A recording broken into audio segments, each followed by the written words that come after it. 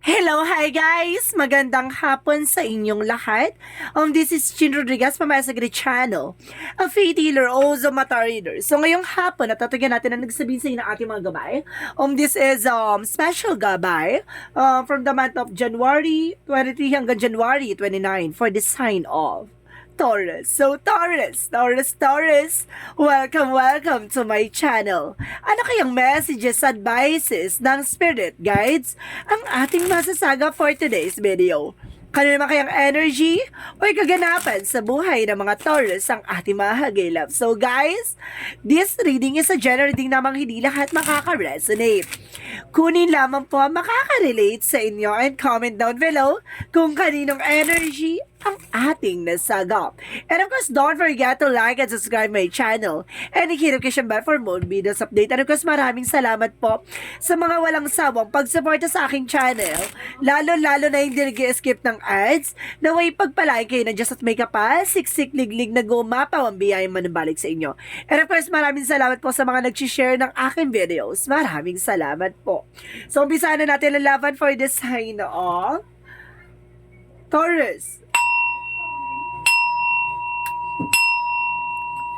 Angel Spirit Messages give me an information. Ano kayang gusto sabihin sa ng ating mga baraha? So there's the high priestess. So there's an unexpected moment or something hidden agenda or hidden enemy. So may mga bagay dito na maaaring nakatago, no? May maaaring kailangan mong tuklasin at alamin. So ano kaya yan, guys? So let's see. And of course, guys, additional messages. So, there's a divine moment. So, there's a divinity or there's a pure positive energy na represent na spiritual enlightenment. So, ibig sabihin, may about na, kumaga, magliliwanag or magbibigay kasagutan to about sa spirituality na binibigyan ka ng kaliwanagan at binibigyan ka ng mensahe na there's something better na parating, no? And because there's an information with the Ten of Swords, kumaga makikilala mo na, at kumaga kilatisin, and because obserbahan, and because there's a Ten of Swords na maraming traidor, maraming impostor, maraming mga, diba? Inggitera sa paligid mo. And because there's an, for once, so there's a celebration coming in for you. May mga celebration na magaganap dito, no? So let's see what is additional messages. And because there is a Six of Pentacles, so there's a financial windfall. Nauulanin ka ng biyaya dito, magtutuloy-tuloy na siya, giving, receiving by the something by the universe. So, ibig sabihin dito, guys, kumbaga tutulungan ka ng ating universe, so tutulungan ka ng ating angel spirit na magtuloy-tuloy na about sa finances. There's a balance. And because there's justice, wow, a karma. It's either a good karma or bad karma. Depende yan sa ginawa mo. No? Kung maganda ang ginawa mo sa kapwa mo, maganda ang babalik sa'yo. Kung masama ang ginawa mo sa kapwa mo, masama ang babalik sa'yo. Tandaan mo yan. So let's see what is the higher priestess.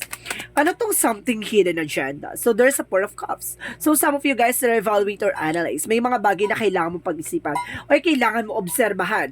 May mga bagay siguro dito na kailangan mong i-clear or something na kailangan mong linawin or ang kailangan mong tuklasin. So let's see what is the white namin represent what. There's a Five of Pentacles. So there's okay, financial loss or something. Kumbaga sinasabi dito, magbibigay ka liwanagan. Bakit parang, kumbaga matumal or something pag, kumbaga, tuloy-tuloy yung, kumbaga, gastos or palabas ng pera. Why? So, aalamin natin yan. And because there's an Eight of Cups, so there's a let go. Meron ditong hindi maka-move on. Kaya ginagawang ka, binabackstab ka, tinatrader ka patalikod. It's either a family related or related sa'yo. Kumbaga, binabackstab ka, hindi siya maka-move on, guys. And because there's a Full card, so there's a leap of faith. Magtiwala ka, there's a process and progress. At the same time, may celebration na magaganap. So, let's see what is the Six of Pentacles. So, there's a strength card. So, there's a strongest energy that there's a confidence, no? Kumbaga, the more na confidence ka sa ginagawa mo, the more ka nagsasuccess, no? Kumbaga, alisin mo yung pangamba, alisin mo yung doubt or something regret or even, kumbaga, na kung paano mo hatakin yung negative, iwasan mo yan. So, let's see what is the Justice card. Ano tong karma na to? It's a good or bad? So there's the Hierophant, a lesson learned. Na may mga bagay na kailangan mong natutunan. Na maging balance sa emotional, practical. So even yung mga verbal expression or something na mag-iwasan mo, yung pagbibitaw na kung ano-ano ng salita kasi baka kainin mo sa huli. And because there's a Hierophant, kumbaga matuto ka na, no? Kumbaga wag ka mag-alala, hindi sa lahat ng laban ay nilalaban. No? May mga laban dito na kailangan mo, kumbaga iwasan. Kasi may mga bagay na, kumbaga hayaan mo na lang i-surrender kay God. Kasi may mga bagay dito na, 'di ba, pilitin man natin makuha isang bagay, hindi natin makukuha 'yon, lalo-lalo na kapag God's will, no? Kung talaga ipagkakalob sa iyo kasi may mga karma dito, guys, na kumbaga may pilit kasing humaharang na magandang eksena mo. At the end of the time magkakarmahin naman sila. So ibig sabihin kailangan mo lang i-surrender. So let's see what is the High Priestess. And because there's a Four of Cups, so there's a Six of Wands, so there's a victory and success. At the end of the time magtatagumpay ka dito kapag natuklasan mo at nalaman mo ang tamang detalye o tamang eksena dito na kung ano man yun ang nakatago or yung mga bagay na maglilinaw sa iyo. And then, of course, there's a Eight of Pentacles. So, there's an information dito na about sa trabaho, negosyo, hanap buhay mo. There's a focus. Mag-focus ka. Being dedicated sa ginagawa mo, the more siya nag-improve. So, let's see what is the Ten of Swords and the Eight of Cups. So, there's a the King of Pentacles, security. Na-secure mo yung finances mo, i-secure mo yung pinaghirapan mo. Kasi at the end of the time, no, kumbaga, ganun pa rin magiging scenario, no? Lalapit yung mga tao na to para, 'di ba, try do rin at talagang ubusin kung ano man yung pinaghirapan mo. Kailangan alam mo kung paano mo i-secure yung pinaghirapan mo. So let's see what is the Four of Pentacles and the Four of Wands, and because the Full card represents the King of Cups. So there's a devoted super person. May tao talagang super devoted, super mahal na mahal ka. At the end of the time, sinasabi dito, guys, kumbaga it's either a wedding or something, engagement, kumbaga there's a proposal or even kumbaga there's a fate, no? Kung sinusubukan na pananampalataya at tiwala mo sa isa't isa. So let's see what is the Six of Pentacles and the Strength card represent what? The Eight of Swords. So, napapalibutan ka ng toxicities, napapalibutan ka ng negativities. So, sinasabi dito, have confidence, no? Maraming tao sa paligid mo naguguluhin ka, bubuyuin ka, para maalis ka sa wisyo or sa something, kumbaga, focus, no? Para ma-distract ka. So, there's a possible na kailangan mo maging balance. So, let's see what is the Justice and the Hierophant. Justice and the Hierophant represent what? The Nine of Pentacles. So, there is a practicality. So, kailangan maging practical kapag dating sa finances. No? Ibig sabihin nito, kumbaga pag alam mong kaya mo naman tumulong ka. Pero kapag hindi mong kaya tumulong, huwag kang tumulong kasi kailangan mo tulungan mo na yung sarili mo. Kasi at the end of the time, kumbaga minsan dyan may mga part na natulungan mo na. No? At the end of the time, hindi ka naman tinulungan. Kumbaga may mga ganong part. At the same time, kailangan mo matuto at matuklasan kung ano yung mga bagay mo pang matututunan. No? So, let's see what is the outcome.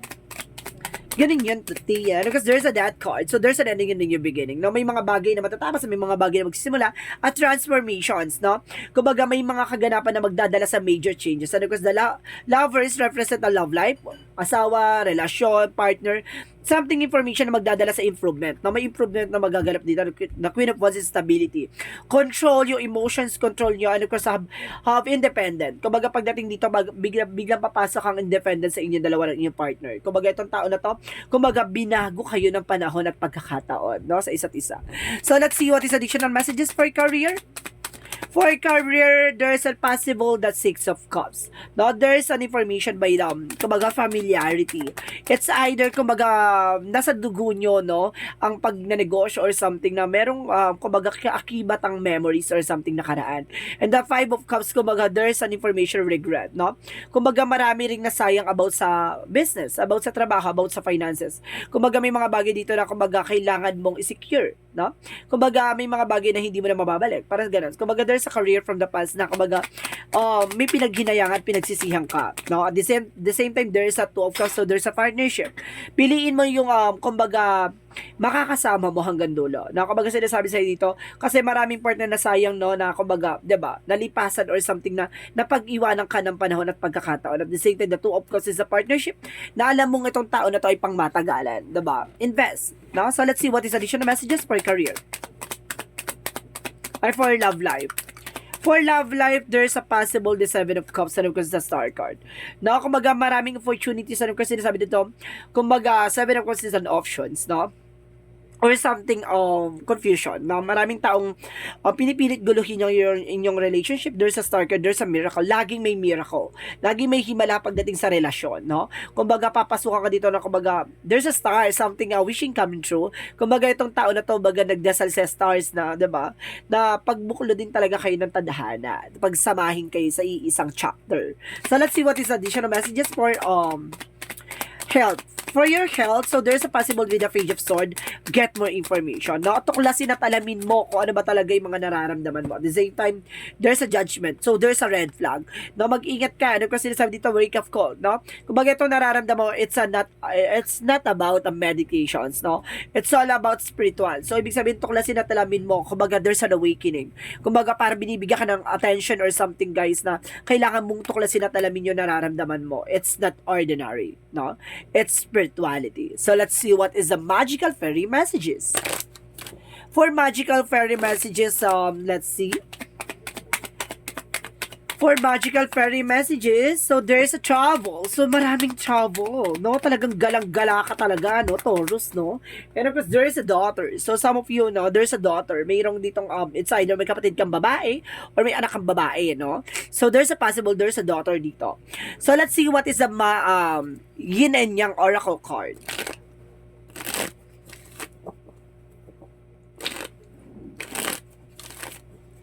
So let's see what is additional messages for yin and yang oracle card. So there is some messages and trouble. So there's a trouble talaga, maraming trouble ka talaga, ha? Likot talaga ng paa mo tayo, ha? And because there is a freedom. So ibig sabihin makakalaya ka na. Parang nakalaya ka talaga sa koral, ha? At the same time, there's a karma. There's a karma talaga, no? There's a balance and justice will be served, no? Makukuha mo talaga kung ano yung nararapat sa'yo. No? So let's see what is the romance angels.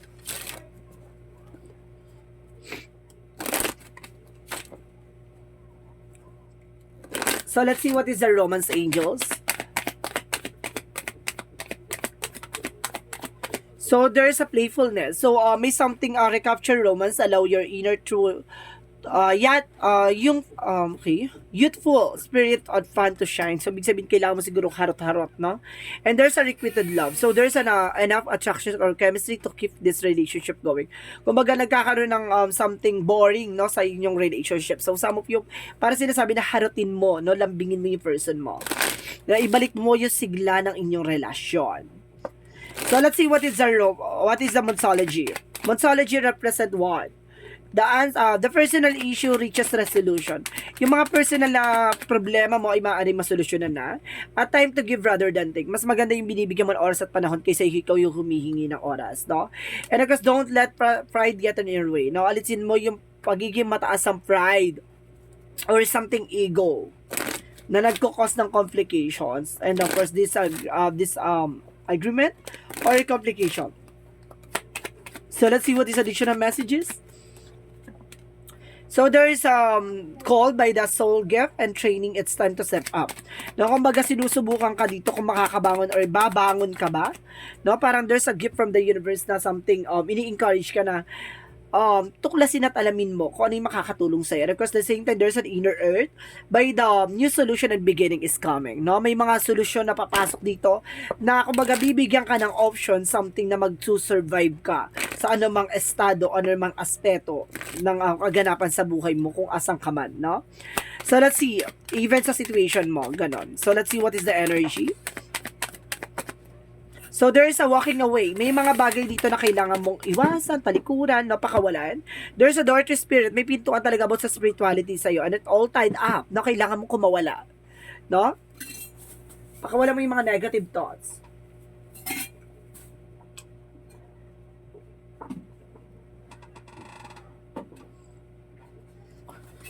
So, let's see what is additional messages for angel spirit. So, there is a trouble. My God! May trouble ka talaga, team. May trouble ka talaga, guys. No, there is a bath for the cleansing. So, kailangan nyo rin mag-cleansing, no? And there is a food by relationship. So, some of you, no, malusog ang inyong relationship. And there is a magic transformation. May magbabago or may magaganap na pagbabago. No? So, let's see what is additional messages for angel spirit guides. For angel spirit guides, so there's Doubt. Alisin mo tong doubt, no? Yung pag-alinlangan or something, kumbaga, pagdadalawang isip. At the same time, there's an health, no? There's an health improvement. Kumbaga, may mga mag-improve na health na sa'yo, no? So, let's see what is addition messages. So, there's a writing. So, there's an heal from inspire and teach in everyone. So, sinasabi dito, kumbaga, nagbibigay ito ng entertainment sa'yo, yung mga bagay-bagay sa paligid mo. O ikaw, kumbaga, tuklasin mo yung magbibigay sa'yo ng, kumbaga, more knowledge, no, or improvement sa sarili mo. Parang ganon. I-enhance mo yung abilities mo. And practice, no? Kumbaga, kailangan mo mag-practice to polish your skills. So, let's see what is Archangel Michael messages. Ano ang chika ni Archangel Michael for you? So, there is, this situation is already resolved. So, sama po yung nasolusyonan na to, at tapos na to. And of course, God is in charge. So, si God daw ay talagang nakasubaybay sa'yo. And of course, talagang parang kumbaga, nakapanig sa'yo, parang ganon. And because there's an have confidence, kailangan mo lang talaga magkaroon ng confidence. Kumbaga, it's either increase your confidence, no? So, ayun, kailangan i-increase mo yung confidence. So, let's see what is Archangel Raphael. Archangel Raphael messages for you is as your body for massage. So, kailangan talaga ng massage therapist, no? Kailangan mo na massage. Marami nananakit sa mga katawan mo. So, let's see what is the chakra messages. For the chakra, there's a guilt, na mayroon taong nagagalit sa'yo. And there's a rejection, kasi ni-reject mo. And there's a dependency. Kumbaga, sinasabi dito guys, kumbaga, wala na sa wisyo, wala sa olerat, itong tao na to. No? Gulong-gulo na siya sa mga eksena niya. Ganun. So, let's see what is the angel's answer. Angel's answer represent what? Represent, get more information. So, let's see. Basahin na natin isa-isa yan. So, there is an ask for help from others. So, kailangan mo ng tulong ng ibang tao. At the same time, there's a don't stop. No? Wag kang ikinto. Tuloy-tuloy mo lang yan. Ilaban na laban. And of course, there's a forgiveness. May mga bagay na kailangan mo ipagpatawad at kailangan mo patawarin. No? Even to yourself. No? Siguro may mga gut ka na, kumbaga na, or something na regret sa sarili mo na, 'di ba? Hanggang ngayon binibitbit mo pa. So, sinasabi dito pakawalan mo. So, let's see what is the Jesus loving quotes. Jesus loving quote said, "You heavenly Father know that you have need all of this." Alam daw ng ating Panginoon na lahat daw ng hinihingi mo ay kailangan mo. So, ibig sabihin dito, kumbaga ipagkakaloob yan sa'yo ni God kung ayon sa kalooban niya. No? Depende yan kung talagang kailangan niya at kailangan mo at alam niyang, 'di ba? Hindi makakasama sa'yo. So, let's see what is the angel's number. There's a 12. I am visionary. So, sinasabi dito guys, creativity is a driving force in your life. Your imagination is rich and you are able to express your feelings and insights in a unique ways that others can benefit from. So, ibig sabihin dito na parang nakikita mo na yung mga bagay-bagay na makakatulong sa'yo at makakatulong sa ibang tao, no? Kumbaga, itong bagay na to, kumbaga malaking factor to na kumbaga napangungunahan mo or nakikita mo na agad yung magiging possibilities. So, kumbaga malaking kumbaga advantage to sa'yo. Diba? And even sa mga tao sa paligid mo. So, let's see what is the messages of life. Represent trusting. So, kailangan mong magtiwala o ipagkatiwala. So, let's see. Today, I trust in God. No matter what happen as my day unfolds, I will remember to remain harmony. I will maintain my sense of humor. And I will keep my focusing on God loves me. In this way, I will minimize drama and increase my inner spiritual strength. So, ibig sabihin dito, kumbaga nagtitiwala ka na, no? Kumbaga, inaalis mo na yung drama or something, kumbaga, negativities na nangyayari sa paligid mo. Kumbaga, sinasabi sa'yo dito na parang nagtitiwala ka sa kung ano man ang kaganapan sa buhay mo. Kumbaga, nagtitiwala ka kung ano man yung mga bagay na ipagkakaloob sa'yo. Nagtitiwala ka kung ano man yung mga bagay na, kumbaga, ibibigay at ipagkakaloob na para makita mo yung mga mangyayari sa hinaharap mo. Or may mga bagay dito na parang pinaparealize sa'yo lahat ng mga pagkakamali mo. Or may mga bagay na pinaparealize sa'yo kung ano yung kahalagahan na dapat mong isalang-alang. So, guys, this is special gabay for the month of January 23 hanggang January 29 for the sign of Taurus. So, Taurus, maraming salamat for this wonderful reading. And of course, guys, this reading is a general reading lamang, hindi lahat makaka-resonate. Kunin lamang po makaka-relate sa inyo and comment down below kung kaninong energy ang ating nasagap. And of course, maraming salamat po guys sa mga walang sawa pag-support sa akin channel, lalo na yung skip ng ads. Naway pagpalain kayo ng Diyos at may kapal, siksik diglig na gumapang biyayang manabalik sa inyo. And of course, guys, maraming salamat po sa mga nag-share ng aking videos, no, sa mga social media platforms. Maraming salamat po. And see you in the next video. Bye-bye and babush.